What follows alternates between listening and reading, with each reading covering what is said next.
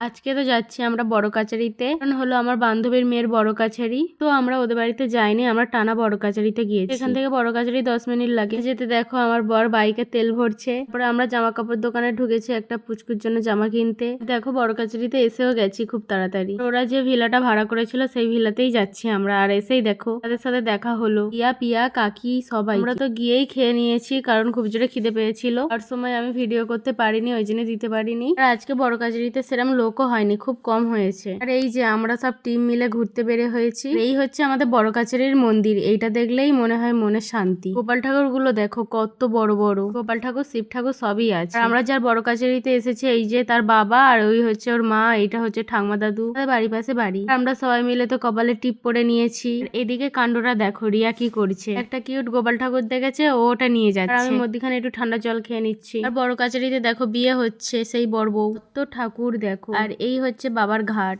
ঘাটেই চান করে সবাই পুজো দেয়। এখন বড় কাছারিটা অনেক নতুনত্ব হয়ে গেছে। আর এই দেখো আমাদের টিম সব বসে আছে। আর এই যে এটা হচ্ছে আমাদের ক্যামেরাম্যান, এই যে আমাদের বান্ধবী, এইটা মেয়েরই বড় কাছারিতে গিয়েছি। আর ওরা সব বাড়ি যাবে বলে গাড়িতে উঠে যাচ্ছে। এদিকে আমার বর আর বান্ধবীর বর গল্প করছে। সবাই তো চলে যাচ্ছে, আমরাও মিষ্টি কিনে বাড়ি চলে গেছি।